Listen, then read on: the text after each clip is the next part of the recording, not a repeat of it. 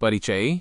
मेरे अन्य सभी मिशनों के विपरीत, जिन्हें मैंने स्वयं चुना था, तिब्बत राष्ट्र और उसके लोगों की जिम्मेदारी मुझ पर उस क्षण आ गई जब मुझे 2 साल की उम्र में दलाई लामा के रूप में पहचाना गया। इसे 1950 में औपचारिक रूप दिया गया जब मैं 16 वर्ष की आयु में तिब्बत का लौकिक नेता बना। तब से मैंने तिब्बत और उसके लोगों के साथ साथ हमारी संस्कृति की रक्षा के कर्तव्य को अपने दिल के केंद्र में रखा है, और जब तक मैं जीवित रहूंगा ऐसा करता रहूंगा। ये मेरी प्रमुख प्रतिबद्धता है। इसके अतिरिक्त मैंने अपने जीवन के मिशन के हिस्से के रूप में कई अन्य प्रतिबद्धताएं भी ली हैं, जिनमें नैतिकता के लिए एक सार्वभौमिक या धर्मनिरपेक्ष दृष्टिकोण पर आधारित मौलिक मानवीय मूल्यों को बढ़ावा देना, अंतर्धार्मिक समझ और सद्भाव को बढ़ावा देना और भारत के प्राचीन ज्ञान और जानकारी की गहरी सराहना को प्रोत्साहित करना शामिल है। इन अन्य क्षेत्रों में मुझे खुशी है कि मैं व्यापक बातचीत, किताबें लिखने और व्यापक अंतर्राष्ट्रीय यात्राओं के माध्यम से कुछ ठोस योगदान दे पाया हूं।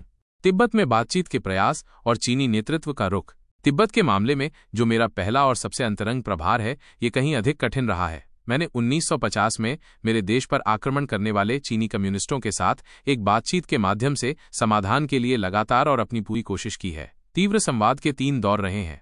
1950 के दशक में जब मैं एक युवा नेता के रूप में तिब्बत में निवास कर रहा था, 1980 के दशक में जब चीनी नेता डेंग शियाओपिंग ने चीन को खोला, और इस सदी के पहले दशक में। मेरे जीवन के सभी अन्य पहलुओं में और मेरे काम के सभी अन्य क्षेत्रों में मैंने उन लोगों के साथ बातचीत की है जिन्होंने एक साझा दृष्टिकोण के प्रति प्रतिबद्धता, विश्वास के प्रति खुलापन, असहमति में भी अपने विचारों को व्यक्त करने की ईमानदारी और वास्तव में जुड़ने और सीखने की इच्छा दिखाई है। चीनी कम्युनिस्ट नेतृत्व के साथ अध्यक्ष माओ त्से तुंग से लेकर वर्तमान युग में राष्ट्रपति शी जिनपिंग तक दुख की बात है कि स्थिति बहुत अलग रही है। मैंने अक्सर शिकायत की है कि चीनी कम्युनिस्ट नेताओं के पास केवल बोलने के लिए मुंह है, लेकिन सुनने के लिए कान नहीं है। चीन का तिब्बत पर श्वेत पत्र और तिब्बत का प्रतिरोध।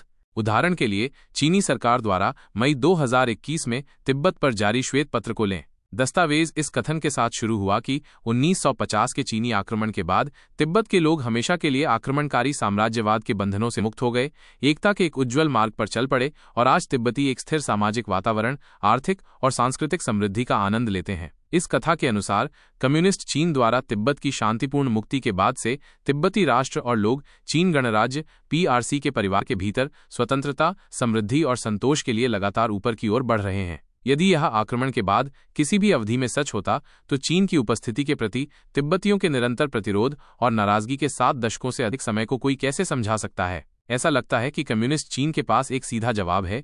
ये दलाई गुट की अलगाववादी गतिविधि के कारण है। वे यहाँ हमारे लोगों की स्वतंत्रता के लिए हमारे लंबे अहिंसक अभियान और हमारी अनूठी भाषा, संस्कृति, पारिस्थितिकी और धर्म को बचाने के हमारे प्रयासों का जिक्र कर रहे हैं। हम तिब्बती वे लोग हैं जो सहस्राब्दियों से पारंपरिक रूप से तिब्बती पठार में निवास कर रहे हैं, और हमारी अपनी मातृभूमि में संरक्षक बने रहने का हर अधिकार है।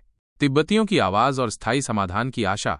तिब्बत का मुद्दा आर्थिक विकास का मामला नहीं है, जिसे हम स्वीकार करते हैं कि चीन गणराज्य के आर्थिक उदारीकरण के बाद से इसमें काफी सुधार हुआ है। यह मुद्दा एक लोगों की अपनी विशिष्ट भाषा, संस्कृति और धार्मिक विरासत के साथ मौजूद रहने की आवश्यकता और अधिकार के बारे में है। चूंकि तिब्बत के अंदर के लोगों को बोलने की स्वतंत्रता नहीं है, इसलिए विशेष रूप से मुझ पर 1959 में निर्वासन में आने के बाद से बेजुबानों की आवाज बनने की जिम्मेदारी आ गई है। जबकि हमारा लक्ष्य एक पारस्परिक रूप से सहमत बातचीत का समाधान खोजना है, उस लक्ष्य के लिए अंत में तिब्बतियों और चीनी को एक साथ बैठकर बात करने की आवश्यकता होगी। जब तक ऐसा कोई बातचीत का समाधान नहीं मिल जाता, हम तिब्बती जो स्वतंत्र दुनिया में हैं, हमारे तिब्बत के अंदर के भाइयों और बहनों की ओर से बोलना जारी रखने की नैतिक जिम्मेदारी रखते हैं। ऐसा करना न तो चीन विरोधी है और न ही अलगाववादी। वास्तव में अलगाव के बजाय ईमानदार और खुला होना ही एकमात्र तरीका है जिससे दोनों पक्ष एक दूसरे की जरूरतों को समझ सकें और समायोजित कर सकें। तभी एक स्थायी समाधान हो सकता है जब हमने ऐसा माहौल बनाया हो जहां दोनों पक्ष स्वतंत्र रूप से बात कर सकें और बातचीत कर सकें।